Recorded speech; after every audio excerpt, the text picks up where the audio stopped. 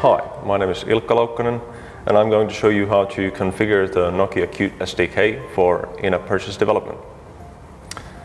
Now, I've already downloaded the in-app purchase SDK. You can get it from developer.nokia.com, and I've unpacked the zip in which it comes.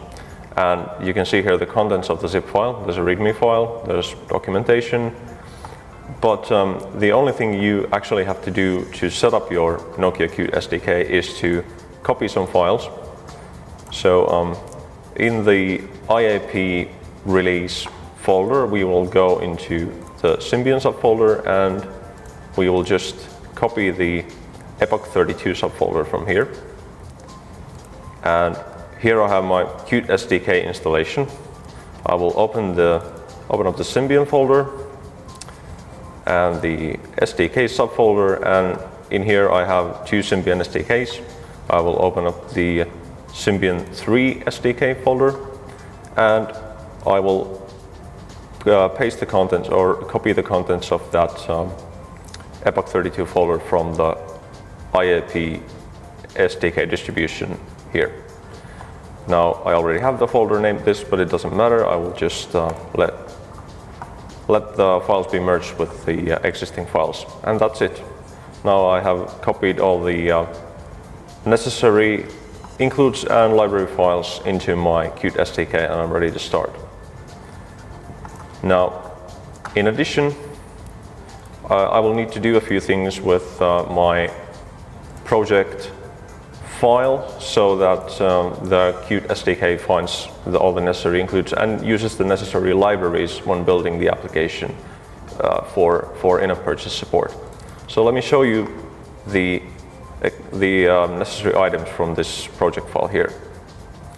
Now, the first thing that is required is for the application to use the Qt service framework.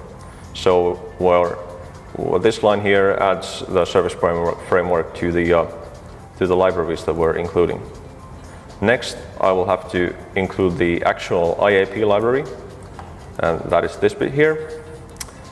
And since I'm going to have DRM protected content in my application, I'm going to use the Symbian Content Access Framework to read those files. So I will have to include those libraries as well. And you can see that bit here. Now, the in-app purchase API also needs a few permissions for the application in order to function properly.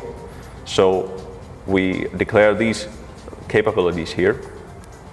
It needs network services and user data and other permissions like that.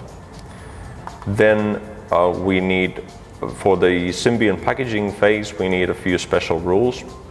You can see these here. I also need to include this special file that has my variant ID for the application. I get that when I register the application into Nokia Publish. That is this bit here.